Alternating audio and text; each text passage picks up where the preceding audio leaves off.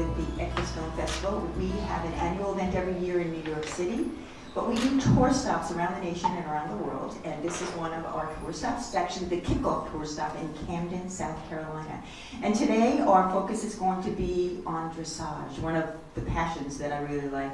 I've covered 8 Olympic Games, so I've seen dressage at some of the highest levels, and I've also seen people learning about dressage. So let's share a little bit. I want my 2 guests to explain exactly what they do and share a little bit more about dressage and who you work with and things of that sort. Hi, I'm Jill McCrae, and I'm from Grace Lake, Illinois, and I'm a French classical dressage trainer. And people often ask me, well, what's the difference between French classical and regular dressage? And I say that the difference is mostly that the French is a type of riding where there's no intense pressure with the legs or the reins, and the movements are given, not taken from the horse. So it's a very soft way of riding, and the animals love it, and as a result they're injury-free. So I'm a horse trainer and animal lover and people lover. Jill, how long have you been doing dressage? How long have you been involved with it?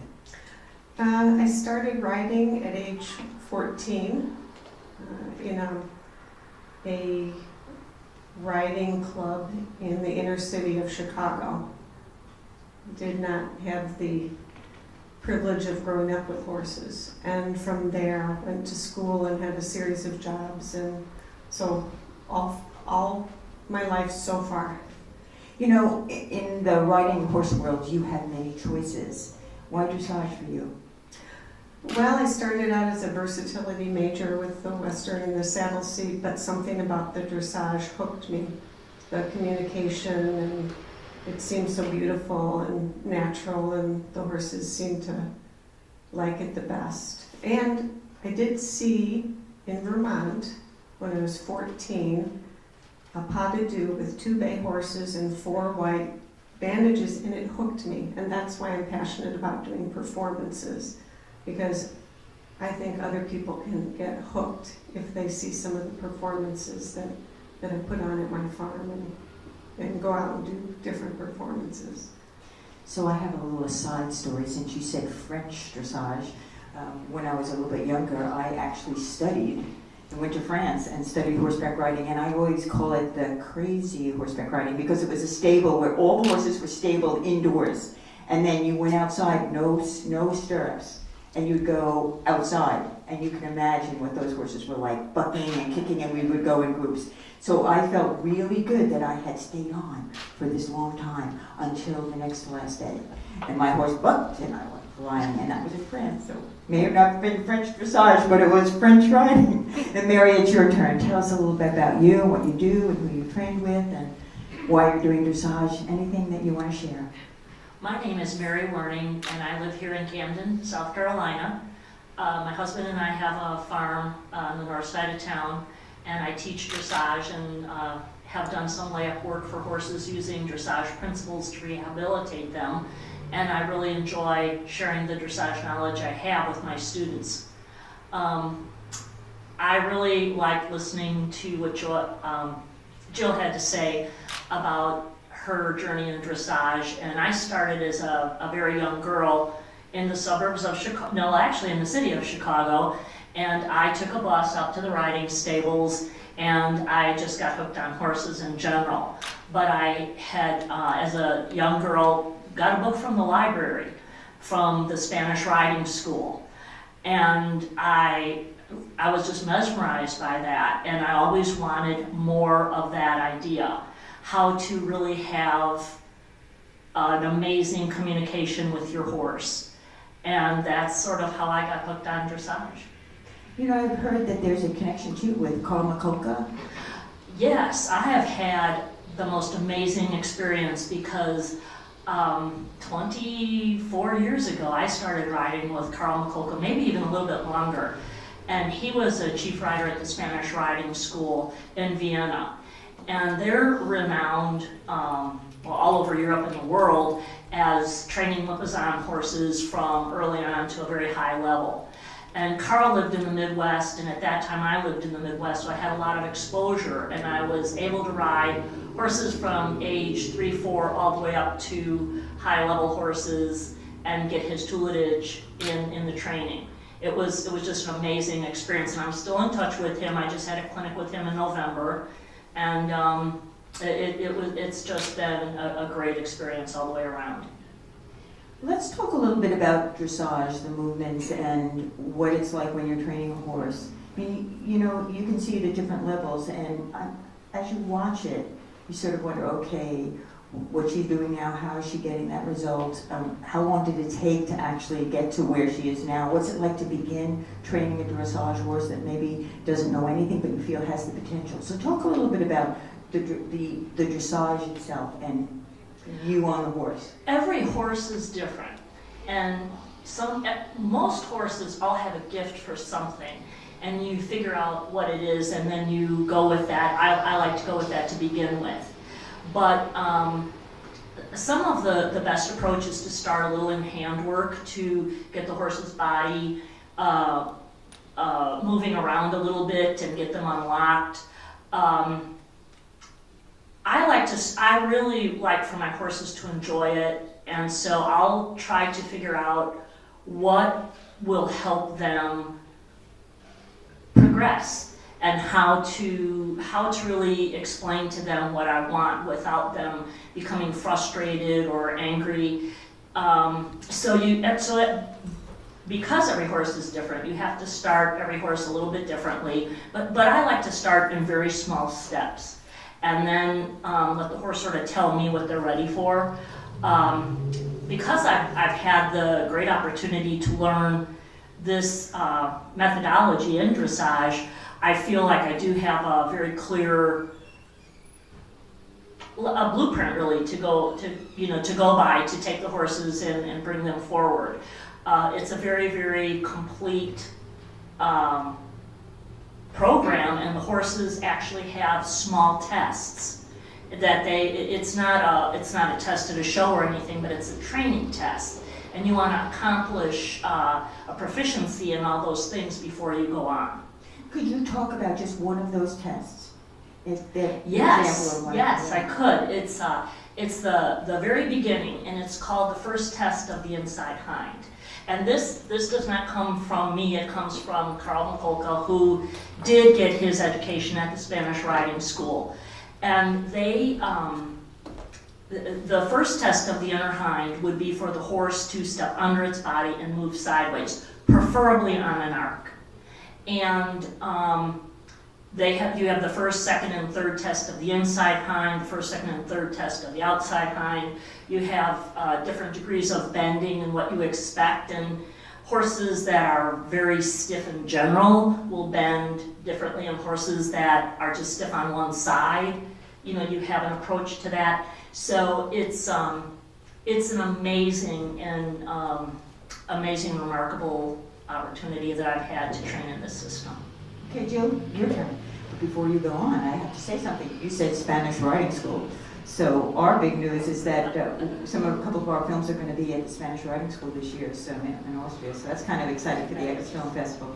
So Jill, talk about it a little bit.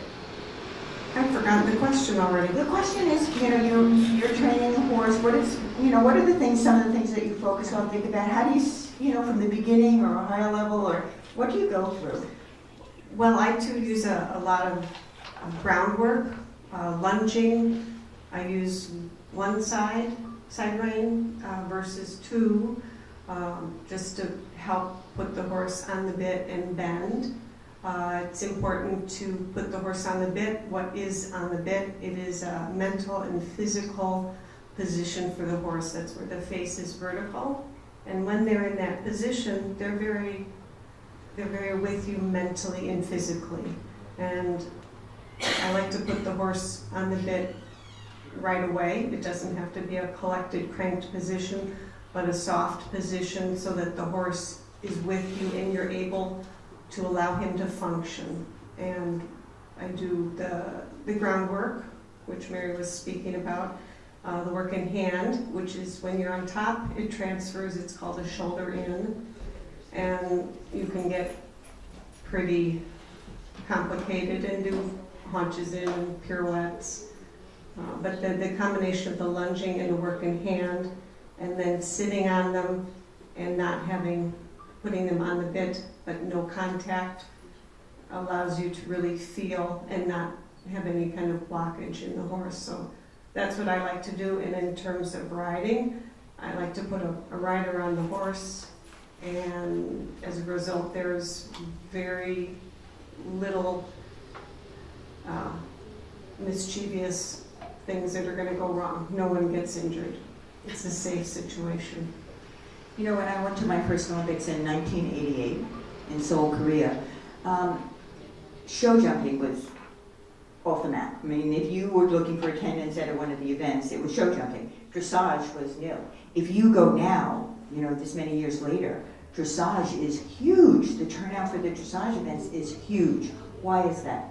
I want each of you to address that topic. Why do you think that dressage is starting now to, not starting, it's been captivating audiences now for the last 5 years or so. It's really something that interests them. I think that's a great question, and I know that when I was really looking to learn more about dressage, it was probably in the 70s, and I had to search high and low to find a dressage instructor, and this was, I think, a lot of money during that time, but I lived near Milwaukee, Wisconsin, and I used to drive to, I think it was Palos Hills, Illinois, and I would hand the instructor, the dressage instructor, a check for $125. And I said, put me on everything you have until that money is gone. And the person did. And I learned a lot, and it was wonderful. That was the beginning, but I drove 3 hours, and that's what I did. Why is it more popular now? I think people are really realizing the benefit. I think the word is out that no matter what discipline you are in, that the dressage basics, the getting your horse balanced and even and comfortable is for everybody. So I hope that that's one of the reasons it's getting more popularity. And I just think, you know, of course there's been this huge show complex in Wellington, and I think that has just really become quite a hub of dressage. When I lived in the Midwest, I think there was a hub on the East Coast, there was a hub in the Midwest around Chicago, and then there was one on the West Coast, and that was sort of how it started, and I think it's filled in now. I'm actually in Wellington for the winter, and I'm a photographer, and I'm shooting one of the events called American Equestrian's Got Talent. And at the last one, the bronze medal team, Stephen Peters, Laura Graves, all of those were there, the bronze medal team. So to see those top level riders at one location like that is pretty unheard of. So it really shows how it's evolved. So your time. I think the musical freestyles in the competition is what's hooking people, because there's a very small percentage of people that actually want to compete. There's more people that love their horses and will never be Olympic style riders, but you put music and horses together and a passion for the horses, and it's magic. And I see it with performances that I do at my farm, and I always say, that means make them cry, and I know I've been successful. So we need to make people cry, and then from there comes, maybe someone wants to ride, maybe someone wants to rescue a horse. Good things can come. So there's lots of life beyond competition, but hook them with the music and the costumes. Exactly. Oh my gosh, the music, that is just phenomenal when you're watching a horse going and performing to music. So, you know, you can teach at many different levels, you can ride at many different levels. You can work with for me I was show jumpers, and I always loved to train the horses that were green and a little harder. And there are other people that prefer the horse that is already trained. So I'm curious to know from each of you, what's your preference? Do you have a preference? Do you like to do it at all the different levels? And if so, why? There's two reasons. There's two answers. One, a horse from scratch, And so you don't have to blame any of the past training. You're gonna take full ownership of anything. You can put your stamp on it. You can make his mouth as light or as heavy as you want. You can own him. And then there's the schoolmaster, that when done right, and you have a schoolmaster, that's great too, because people need to learn on something that's well trained, because if you take a horse from age 4 or 5, maybe by 10, they'll be pretty good. So sometimes you need to buy some fast food ready horses. And know what it feels like then too, because then if you know what you ultimately, let's say you start out with a master, I would guess that to sort of know what the movement is supposed to feel like will help you if you're then training a greener horse. Absolutely. So yes, you can, if you know what you're doing, great, you can start with the green horses, but for students that they should have an upper level horse. And I'm actually going to extend that question a little further. You get a horse that has got quirks and has got difficulties, and you can't put your stamp on it, and now you have got to train that horse. How do you deal with solving the difficult problems? Number one, well, there's a combination. Good nutrition, okay? Horses are not really designed to be eating molasses, corn, and oats. Good nutrition, turnout, having a stable emotional energy in your barn is very important. Don't overfeed them, don't underfeed them. Having a regular work ethic where they're getting worked in an intelligent manner, and it's all full circle. Having a good vet, a good farrier, and try not to do anything excessive. Okay, Mary, so start with the first question. Do you prefer training a younger breeder horse? Do you prefer the one that knows it all? Or where are you in that part of it? Well, for my students, I would really like for them to have a horse with experience, more experience than they have.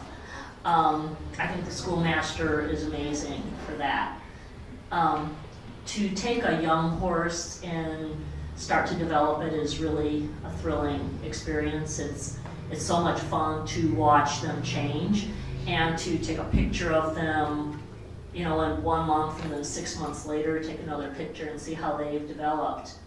I think that with the question of the problem horse or the difficult horse, I think you have to, everything that Jill said is so correct, but I think that you also have to go back to what exactly is the problem.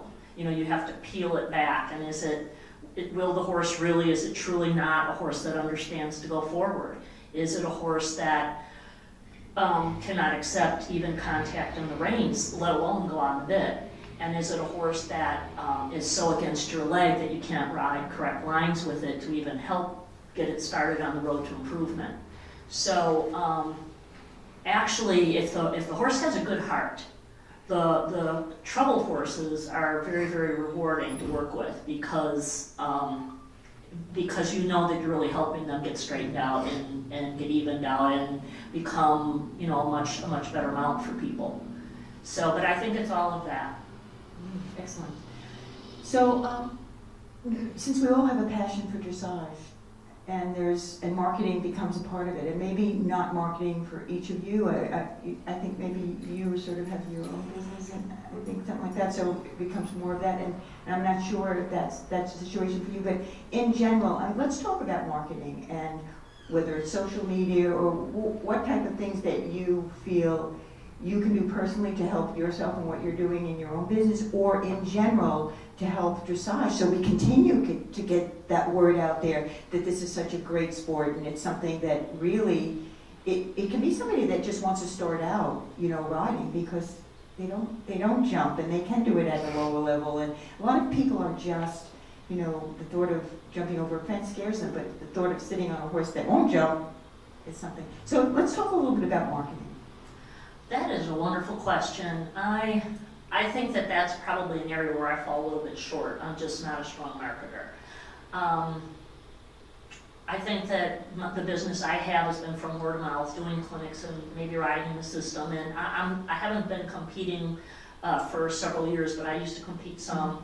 I had a very nice stallion that I competed in, and he was really a very nice, successful show horse.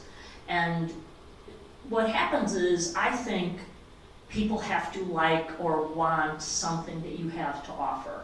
You know, your approach.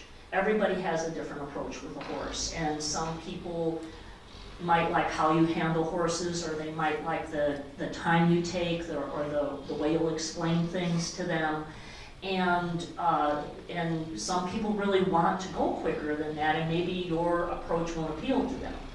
But as far as really marketing, I don't think I have a great answer for that. It's just in my situation, I do have a website, and I do have business cards, and I do have flyers, but I don't really think that I've ever really, consciously put a marketing program together. But I think that that's actually more than you give yourself credit for, because the fact that you do have a website, that you do give out business cards, that's really important. That's kind of the basics that we, so it's actually more than you think. It doesn't mean that you have to do the social media and all those other things. As long as you've got something that you work with, I think that's fabulous. And Jill, what about you? Or did you want to say more? I was just going to say, one of my students forced me into a business Facebook page, which I just found that kind of a comic situation, because I didn't even know exactly how that even worked. But So I have to agree with Mary. One of my friend Janice is like, let's do Facebook, and now I have a Facebook page that I don't maintain, someone else does, but I have a website and an email. But I feel my biggest marketing are my students, my happy students, and doing exhibition. Lisa Dearson has been a wonderful, loving friend, and has given me many opportunities to show what I can do with a horse, and spread the love of French classical dressage. And then my husband does a lot of texting, and he allows me to stay with the horses. And speaking of Lisa, Lisa is also with the EQUUS Film Festival. She is the founder. So between Lisa and myself, we work the EQUUS Film Festival, and we give people like you a platform. So let's talk, and we're going to sort of round this up a little bit, but I want to hear about your passion. I want to hear about some of the memories. I mean, just it can be any direction you want, but why dressage? Was there a moment in the past that just really sticks out to you? Was it, someone you taught, or was it a horse that you worked with? And just think about that. Think about one passionate moment, or two or three, that really sort of stick out, and why you continue to do this. Because we all know that as much as we love it, it's a long day, it's hard work, and it's because we love it that we do this. So talk a little bit about that. Do we have a couple hours? Yeah. Okay, I'll give you the fast version. Age 5, Denver, Colorado. My parents took me to a circus, and I saw a white horse. And I thought, okay, I'll continue with my life, because that's what I want to do.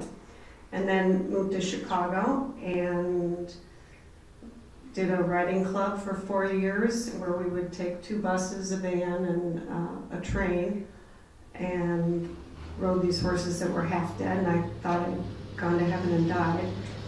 And then from there, didn't bother to take the SAT or the ACT, get an education, girls, don't listen to me, and went right to school. And my parents were supportive and loving, and they said, figure out what you want to do and get paid for it. You're the lucky one, you know what you want to do. And I remember being in school, Meredith Manor, and we're in class, and Dressage Today came out, and on the cover was Dominique Barbier's 2 stallions that he brought over from Portugal. And they were laughing at him because he was talking about lightness. And they were, at that time, the motto was more legs. They've kind of softened it a little bit. But I thought, I'm gonna meet this man one day. And then I moved to Hawaii and met him, and he was drinking guava juice and rum overlooking a prawn farm. I thought, well, this is about the coolest man I've ever met. And ended up being a working student for him, and that was about 35 years ago. And so for me, the passion of carrying on the French classical tradition, in the lines of, I'm protege of Dominique Barbier, he's protege of Nuno Oliveira, and I feel a very strong connection to that, and I feel like I've been chosen to carry on the work.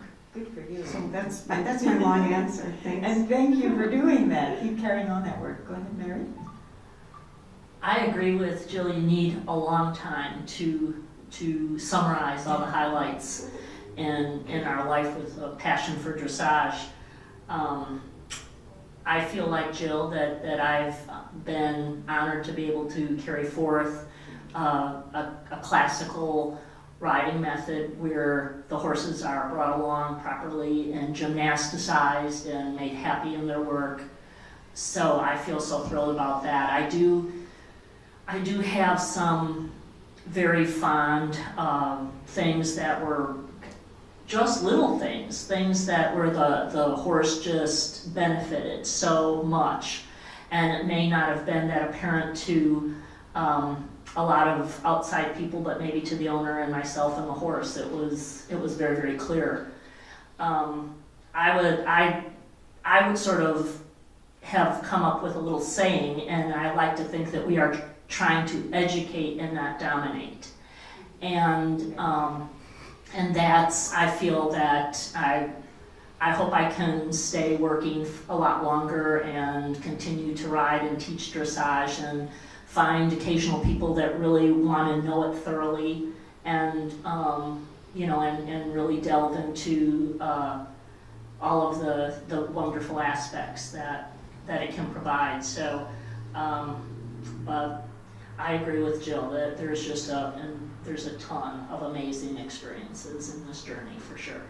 I love that. Educate, not dominate. That's really great. So let's close this off by you each saying your name again and letting people know how they can reach you, either through your website, through an email. If somebody wants to get in touch with you and have a little bit of a chat, let them know how they can do that. My name is Mary Werning, and I do have a website. My email is eurostar@aol.com, and it's Eurostar with 2 R's. My student did create a Facebook page for me, and it's Mary Werning Dressage. And I think that you could reach me through any one of those. Fabulous. Again, my name is Jill McCrae, and my website is, I have to look at it, it's really hard when it's called McCraeFarm.com. And then I have an email, it's JEM630@AOL.com. And spell McCrae for them, because it could be different for different people. Thank you. It's MCCRAE. Yes. Well, thank you, Jill and Mary, for joining us today, and thank you, everybody in the audience, for being part of this. We really appreciate it. We're at the Eggstone Festival in Camden, South Carolina.